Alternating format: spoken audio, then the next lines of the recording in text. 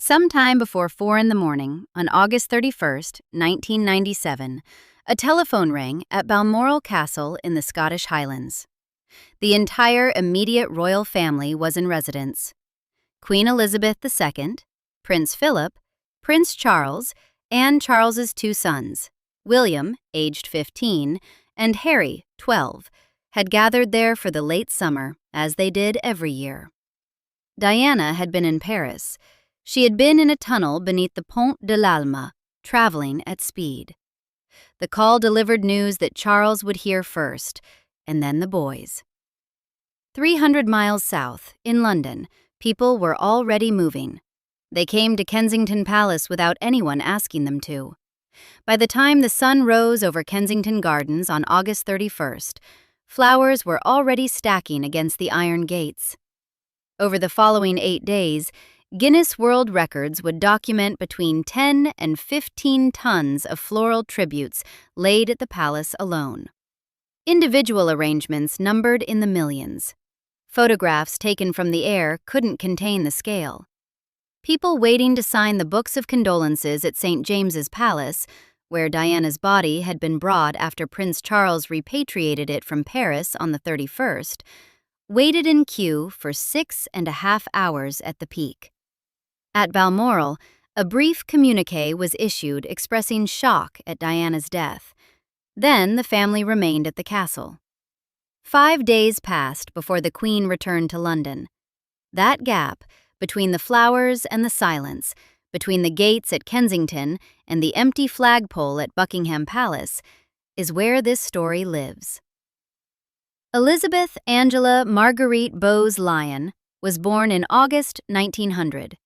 She married Prince Albert, Duke of York, second son of George V, in April 1923.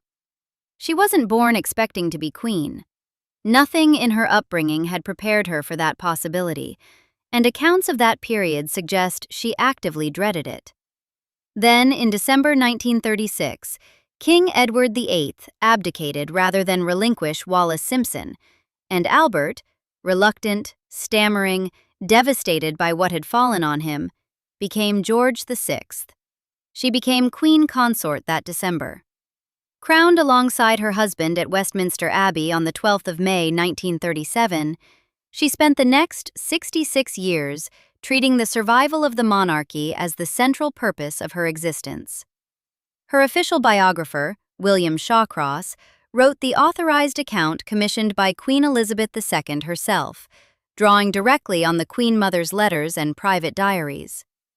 His portrait describes a woman who believed the monarchy's survival depended on dignity, continuity, emotional self-discipline, and carefully managed public appearances, that these weren't personal preferences, but institutional obligations. An equerry's published memoir, Behind Palace Doors, puts it more bluntly. The stoicism, he wrote, had become entrenched in her psyche, and there was no way anybody would change it. She had evidence for this position.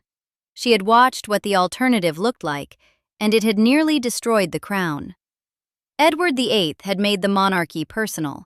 He had allowed his own emotional requirements to override his institutional duties, and brought the crown within weeks of a constitutional catastrophe. The abdication of 1936 was, for Elizabeth Bowes-Lyon, the defining object lesson. Historians who have examined that period describe how she and her husband consciously constructed the aftermath, cultivating an image of a reluctant but dutiful king in deliberate contrast to Edward's self-indulgence, emphasizing domesticity, religious observance, and quiet sacrifice as the monarchy's restored public face. Scholars of the period characterize it as a conscious effort to reshape the narrative of the crown after a near-catastrophic rupture. The management of that narrative was active, deliberate, and successful.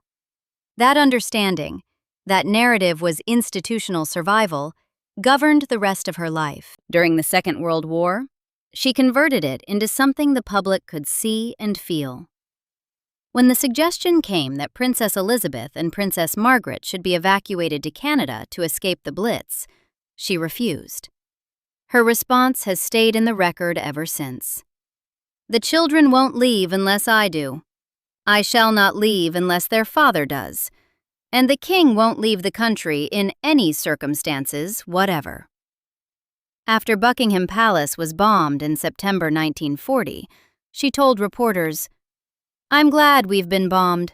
It makes me feel I can look the East End in the face." Both statements are genuine. Both also functioned as something beyond personal courage. The visits to bombed streets were filmed and reported. The defiance was visible, circulated, deliberately projected. PBS documentaries and the National World War II Museum have documented that her conduct during the Blitz was both personally courageous and consciously symbolic. Historians treat this not as a contradiction, but as its own kind of coherence. She genuinely didn't flinch. She also understood with precision that being seen, not flinching, was the point. The monarchy survived by being present and composed and in control of what the public saw. What she built from those years was a complete theory. The institution endures by appearing above the disorder of ordinary human feeling. You show no private feeling that might destabilize the image. You never give newspapers a handle they can use against you. When the ground shifts, you stand still until it stops shifting, because it always does. And the public, who fundamentally want the institution to be there, will eventually accept the stillness as authority. That theory worked for the entirety of her long life. She died in March 2002 at 101, one of the most consistently popular public figures Britain had ever surveyed. The playbook had held through the abdication crisis, the war, the post-war austerity years, the social revolution of the 1960s, and everything that followed. Until Diana. Diana Spencer married Charles, Prince of Wales, in July 1981. The Queen Mother had by that point been the ideological spine of the House of Windsor for nearly half a century. What Diana represented, from almost the beginning, was structurally incompatible with everything the Queen Mother had built. Biographers who have written about the relationship between the two women describe the Queen Mother as personally disapproving and baffled by Diana's break with royal convention. Hugo Vickers, one of the most authoritative biographers of the Queen Mother, and described by The Guardian as an acknowledged expert on the royal family, is quoted as putting it without diplomatic softening, "The Queen Mother never forgave her, for what I am not sure, and hounded her across the empire." Documentary treatments of the period describe Diana's choices as baffling the Queen Mother, with her actions widening the gap between them. What biographers generally agree on is that the Queen Mother's opposition was institutional rather than merely personal. Diana's style was confessional. She spoke to journalists. She spoke to biographers. She communicated directly with the public in ways that bypassed the controlled channels the palace had spent decades constructing. In 1992, Andrew Morton's Diana, Her True Story, was published, based on taped recordings Diana had secretly made. It exposed the marriage's breakdown in terms that would previously have been unthinkable: eating disorders, suicide attempts, Charles's relationship with Camilla Parker Bowles. The separation was announced in December of that year. In November 1995, Diana gave a live interview to Martin Bashir on BBC Panorama, watched by approximately 23 million people in the United Kingdom alone. She discussed the marriage's failure, her mental health, the affairs, and she questioned aloud whether Charles had the temperament to be king. Every one of those actions broke the code the Queen Mother had spent 60 years defending. Royals didn't publicly examine private feelings. They didn't give the press a weapon. They didn't make the institution's internal fractures into a television event. The unwritten rule of the House of Windsor, distilled in various forms across its 20th century history as "never complain, never explain," was the practical application of the Queen Mother's entire worldview. Diana had violated it serially, brilliantly, and with enormous public reward. Britain in the 1990s was a different country from the one that had gathered around the radio to hear George VI announce war in September 1939. Academic studies of British social change across the second half of the 20th century document a long erosion of institutional deference, a shift in public culture, accelerated through the Thatcher years and the breakup of traditional collective identities, toward emotional expressiveness and away from inherited respect for distant authority. By 1997, polling showed that only 15% of British people considered the monarchy essential in its existing form. Television had done to the institution what the Queen Mother's framework had always feared. It had made it legible, auditable, and personally accountable. Diana had read that shift correctly. Her confessional media style wasn't naive, it was calibrated. The application of an emotional intelligence the palace simply didn't possess, to a public that had stopped deferring and started demanding. The divorce was finalized on August 28, 1996. Diana retained the title Princess of Wales, but lost her style of Royal Highness. She was no longer technically a member of the royal family. From the palace's perspective, the institutional threat she represented had been, in some administrative sense, contained. She died before they'd finished deciding what to do about her. Diana was pronounced dead in Paris at 4 in the morning on August 31, 1997. In Scotland, it was 3. The news reached Balmoral in the darkness. What is confirmed is this: Queen Elizabeth II, Prince Philip, Prince Charles, William, and Harry all remained at Balmoral Castle from August 31st through September 4th, 5 days. The Queen Mother was customarily in residence at Birkhall, her house on the Balmoral estate, during the late summer. Across those 5 days, the palace issued no sustained public statement from the monarch, made no visible gesture of national mourning, and the Queen herself didn't appear before the London crowds or address the country. Retrospective accounts from palace advisors describe the reasoning as protective. The Queen's private secretary at the time was Sir Robert Fellows, who happened also to be Diana's brother-in-law, married to her elder sister Jane, a complication that made his position during that week its own form of institutional stress. His deputy, Sir Robin Janvrin, emerges in multiple sourced accounts as central to the management of decisions that week, described in various royal biographies as actively navigating the gap between the palace's instincts and the public's demands. One account records Janvrin as the man who posed the practical question that cut through the paralysis on August 31st itself, asking the Queen how she wanted Diana's body repatriated from Paris. Charles flew to Paris that morning. The explicit rationale offered in retrospective accounts was the welfare of William and Harry. Princess Anne made the case in a 2022 interview, saying her nephews wouldn't have been able to cope without the Queen keeping them at Balmoral's remove from the London media frenzy. There is genuine weight to that argument. The Queen's September 5th address would later frame her position as trying to do what I believe is right for both my family and my country. The dual claim of grandmother and sovereign stated simultaneously and publicly for the first time. Both. That single word carries the tension of the entire week. What the public heard during those 5 days was silence. They didn't receive it as dignity. By September 2nd, the carpet of flowers outside Kensington Palace was deep enough that photographs couldn't render its edge. Books of condolences drew queues through central London. No flag flew over Buckingham Palace. The royal standard, which flies only when the monarch is in residence, wasn't there because the Queen wasn't there. No Union flag replaced it. An empty pole stood above an empty palace. The public saw this as a statement. Tabloid editors made sure that interpretation had volume. The Daily Mirror put the Queen's face on its front page between photographs of people sobbing in the street and ran the headline, "Speak to us, ma'am." The Sun and the Mirror ran sustained criticism across 4 days, depicting an institution that had retreated into its castle, while the country it supposedly represented was convulsed with feeling outside the gates.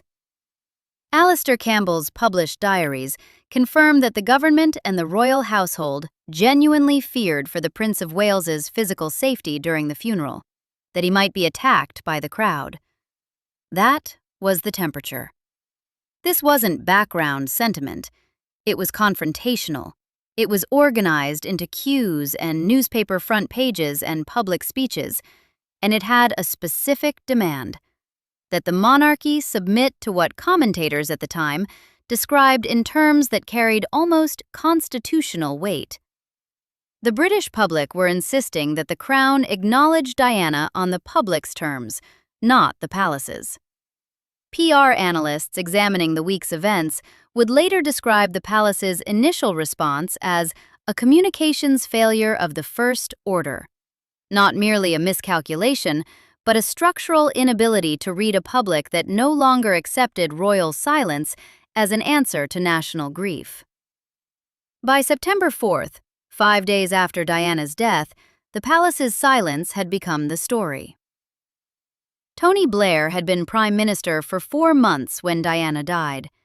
He was 44 years old, carried into Downing Street by the largest Labour majority in decades, and his political success was itself partly a product of the same shift in British public culture that Diana had embodied: the rejection of the stiff upper lip as a governing style, the embrace of emotional directness as a political virtue. On the morning of August 31st, before the Queen had made any substantive public statement, Blair stood in front of cameras outside Trimdon Labour Club in his County Durham constituency. The phrase he used, developed with his communications director Alistair Campbell, who has since confirmed his involvement in crafting the language, entered the record of that week immediately and permanently. "She was the people's princess," Blair said, "and that's how she will remain, in our hearts and in our memories forever." The phrase did something the palace's brief communiqué had failed to do. It named Diana as the public's emotional property rather than the institution's administrative problem. It positioned the elected government on the side of the flowers rather than inside the gates. Blair's memoir, A Journey, describes that week as posing fundamental questions about the monarchy's relationship with its subjects, and describes his meeting with the Queen during the crisis as difficult. The memoir's specific claims about his personal influence on palace decisions are widely treated by commentators as self-aggrandizing, and independent corroboration for those conversations remains limited in the public record. But as a barometer, as the elected representative of the country making audible, in 11 words, the emotional demand the public had already placed, he was real, and his statement landed. The palace's silence now had a named competitor, and that competitor was speaking to the press on the first day. Inside the coverage of that week, a story took root that deserves to be corrected before it becomes permanent. The popular account holds that Diana's death was the first time a flag had flown at half-mast over Buckingham Palace, a unique concession wrenched from an institution that had never bent in such a way before. The history doesn't support that claim cleanly. Historical accounts document flags flying at half-mast at Buckingham Palace following the assassination of President John F. Kennedy in November 1963. The exact primary documentation of the 1963 event is fragmented rather than concentrated in a single clean source, but the weight of what exists makes it clear that 1997 wasn't the unprecedented rupture in palace flag protocol that popular memory insists upon. What actually happened in 1997 requires 2 distinctions the popular account tends to collapse. The royal standard, the flag bearing the royal arms, is constitutionally never flown at half-mast. The reason is precise. The standard represents the sovereign as an office, and the office of the crown passes instantaneously from one monarch to the next at the moment of death. The crown never dies, and the standard therefore can't be lowered. Nor does the standard fly when the monarch isn't in residence. Since the Queen was at Balmoral, no flag flew at Buckingham Palace at all. The palace was operating entirely within its own established protocol. The public demand was for the Union flag, Britain's national flag, an entirely different thing, to fly at the palace as a mark of national mourning. After days of pressure and what multiple sources describe as a visible capitulation to public and press demands, the palace conceded. The Union flag flew at half-mast over Buckingham Palace on September 6, 1997, the day of the funeral. This distinction matters not because it diminishes the significance of the moment, but because getting it right makes the significance clearer. The palace wasn't breaking with constitutional tradition when it raised the flag. It was acknowledging, for the first time with a gesture rather than words, that the public's terms for mourning were going to be applied to the palace itself, protocol or no protocol. That was the concession, not to custom, to the crowd. On the afternoon of Friday, September 5, 1997, Queen Elizabeth II returned to London from Balmoral. She and Prince Philip didn't proceed directly into the palace. Instead, they stopped outside and walked among the crowds at the gates, looking at the flowers, speaking with mourners. It was a deliberate and visible departure from the manner in which the Crown normally relates to public space. The sovereign does not typically wander among crowds of strangers who are grieving on the pavement outside her house. At 6 o'clock that evening, the Queen delivered a live televised address from the Chinese dining room at Buckingham Palace. Globally, coverage of that week had by then reached an estimated 2.5 billion people in more than 180 countries. They were among the most unusual words she had spoken in 45 years on the throne. "I am speaking to you as your queen," she said, "and as a grandmother," both simultaneously. Not the sovereign delivering a statement of institutional policy, not a private figure grieving.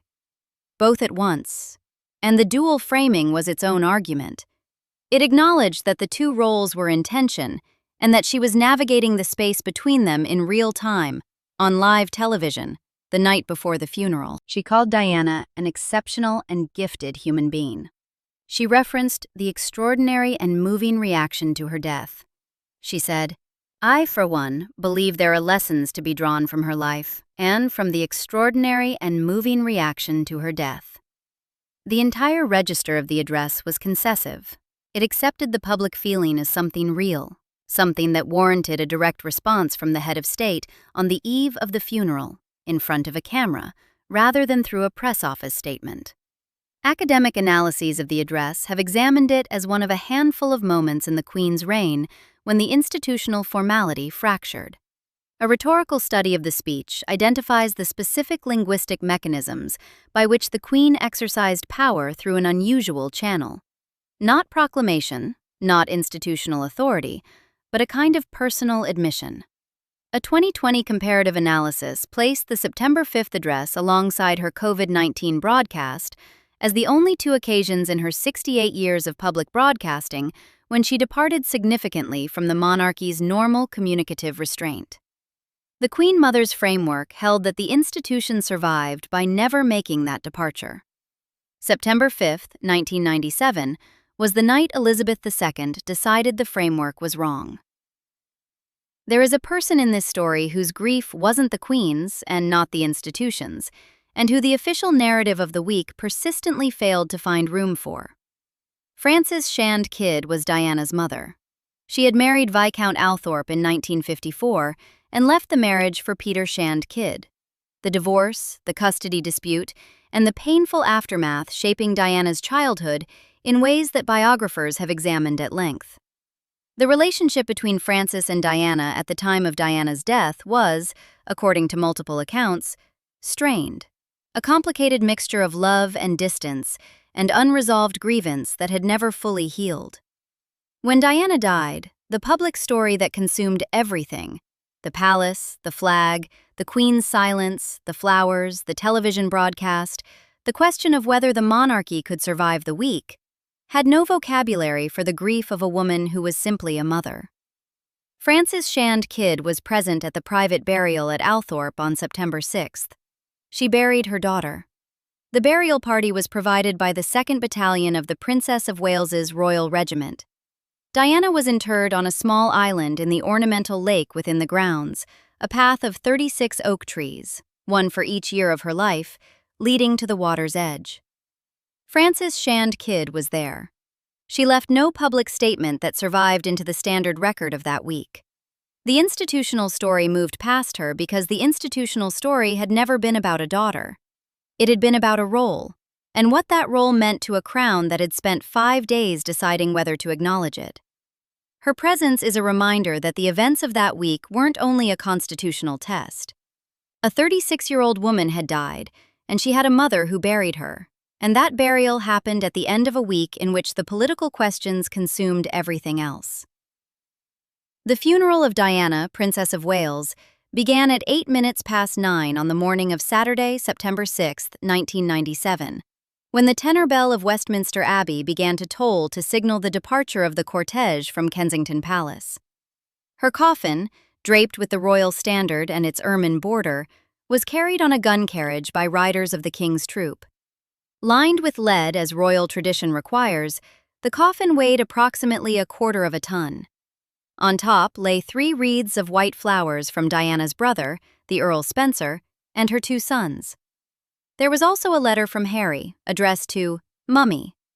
2,000 people were seated inside Westminster Abbey. Prince Philip had initially opposed William and Harry walking in the procession behind their mother's coffin, but ultimately decided to join them, telling his grandsons, "I'll walk if you walk." William later described the experience as one of the hardest things I've ever done. Harry said no child should be asked to do what they did that morning. Alistair Campbell's diaries record that the government and the household feared Charles would be attacked by the crowd as the procession moved through London. 500 representatives of the charities Diana had supported walked behind the family in the cortege. Elton John sang a rewritten version of Candle in the Wind, its original lyrics composed for Marilyn Monroe, now rewritten for Diana by Bernie Taupin in response to John's request. Tony Blair read from 1 Corinthians. The Dean of Westminster, Wesley Carr, had personally lobbied senior palace aides to include Elton John, arguing in writing for the inclusion of something of the modern world that the princess represented. An ancient blueprint, built around Operation Tay Bridge, the funeral plan for the Queen Mother herself, rehearsed over 22 years, had been adapted for something it hadn't been designed to hold. Diana's funeral plan was derived from the Queen Mother's. The institution buried her according to the procedures it had prepared for the woman who, more than anyone, had wanted Diana managed. Outside, along the funeral route, broadcasters estimated that approximately 1 million people had gathered to watch the procession pass through London. Globally, an estimated 2.5 billion people watched the broadcast across more than 180 countries, making it one of the most watched live events in television history at that point. The British television audience averaged 32.1 million viewers, one of the largest domestic audiences on record. The cortege reached Buckingham Palace. The royal family stood outside. The Union flag flew at half-mast above them. Diana's coffin came level with the gates. Queen Elizabeth II bowed her head. There is no written constitutional rule forbidding a sovereign from inclining her head as a coffin passes. The monarchy operates on convention and accumulated precedent, rather than solely on statute, and no document explicitly prohibits this. What there is, instead, is the entire unspoken architecture of royal hierarchy, the understanding built across generations that others bow to the monarch, not the reverse. That understanding is what the bow broke. Not a written law, the architecture itself. And it broke in front of 2.5 billion people, and it was permanent. The service at Westminster Abbey lasted 1 hour and 10 minutes. Earl Spencer's eulogy rebuked the press directly and embedded an unmistakable challenge to the institution. Of all the ironies about Diana, he said, perhaps the greatest was this. A girl given the name of the ancient goddess of hunting was, in the end, the most hunted person of the modern age. The words landed in the Abbey and were audible in Hyde Park, where screens had been erected for the overflow crowds, and from which applause moved through the park and into the nave. the institution heard its own public applauding inside the church. Diana was buried privately at Althorpe that same afternoon. The Spencer family's decision to place her grave on an island within the estate grounds, accessible only across water, shielded from public access, reflected both a desire to protect the site and a quiet assertion of the family's claim over her in death, which the institutional question of the preceding week had contested so visibly. An additional memorial service was held at Westminster Abbey the following Sunday, September 7th, in response to popular demand. The Queen Mother had turned 97 in August 1997. At 97, a person does not operationally direct an institutional crisis. What she contributed to that week wasn't a decision. It was a formation. 60 years of accumulated practice, instinct, and example that had shaped the reflexes of everyone around her, including the Queen herself. Every impulse to stay at Balmoral, to wait for the public feeling to pass, to protect the institution's dignity by protecting its distance, those were impulses formed inside the Queen Mother's framework. The framework had a date of expiry that nobody had noticed until it passed. She had built her theory of monarchy for a country that still broadly deferred to its institutions, a country in which royal silence read as authority rather than coldness, in which emotional restraint was a virtue rather than a failure of recognition. That country had been eroding since at least the 1960s. Academic studies of class, deference, and political culture in Britain through the second half of the 20th century document the trajectory clearly. The shift was long, consistent, and by the 1990s, irreversible.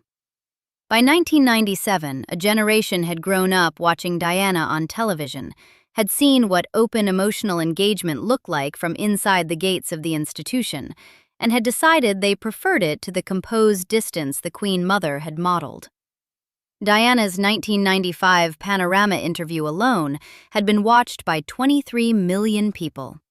She had described the institution from the inside, with clarity and without deference, and the public had rewarded her for it with something approaching devotion.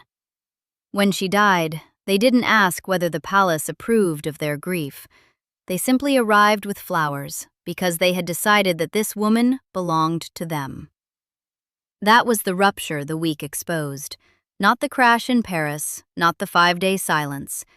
The rupture was the realization, made visible in tons of flowers and front-page demands, that the public no longer accepted the monarchy as the authority that set the terms of national mourning.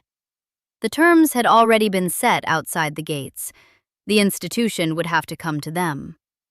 This is what the Queen Mother's generation had never contemplated and never built for: a monarchy that was required to adjust to the public rather than the public adjusting to the monarchy. Elizabeth II returned to London on September 5th. She walked among the flowers. She broadcast to the nation from the Chinese dining room. She stood at the palace gates the following morning while the Union flag flew at half-mast above her. She bowed her head as the coffin passed. None of these actions, individually, constituted collapse. Together, they constituted the most significant public recalibration of the monarchy's relationship with its public since the abdication. The very event that had formed the worldview those actions were now abandoning. The week had required her to make choices her mother's framework explicitly foreclosed. The monarch does not yield to public pressure. The monarch does not explain herself on live television. The monarch does not make her private feelings a subject of national broadcast. The monarch does not bow to a coffin.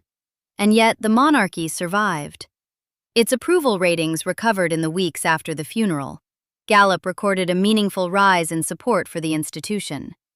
The crown that had seemed, for 5 days of September 1997, to be genuinely endangered, stabilized, and continued.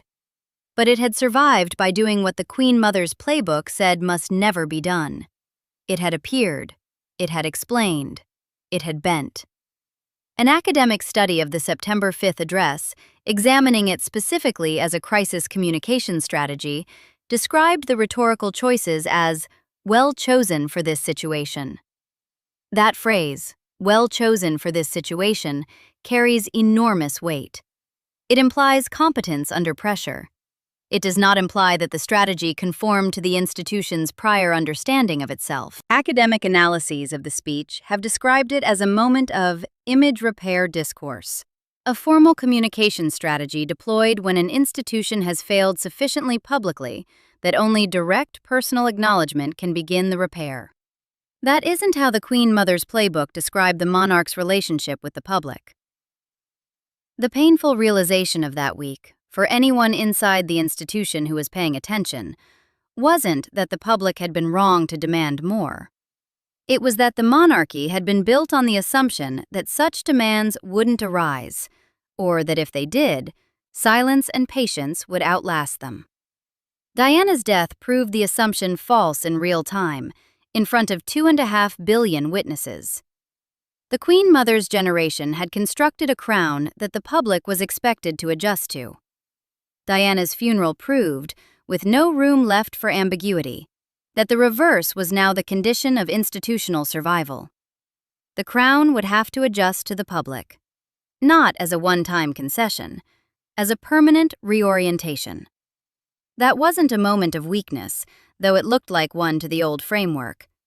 It was the price of continuity, paid in exactly the currency the Queen Mother had spent her entire life refusing to spend: visibility, vulnerability.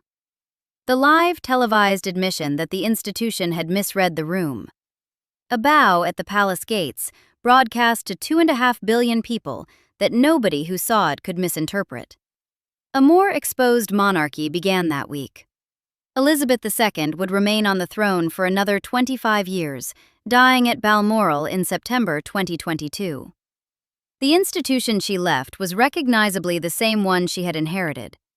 It was also, in its relationship with public feeling, irrevocably different from the one the Queen Mother had defended with such formidable consistency. The old rulebook had worked. It had worked through the war and the austerity years and the slow erosion of empire, and the divorces and the scandals and the annus horribilis of 1992. It had worked right up until the moment a nation arrived with flowers at a gate and refused to be managed. Whether what replaced it stronger or more fragile is a question the institution is still answering. Elizabeth II seems to have concluded that a monarchy that bends and survives is preferable to one that stands still and breaks. Her mother, who spent a century building the case for standing still, would almost certainly have disagreed. Subscribe for more stories like this.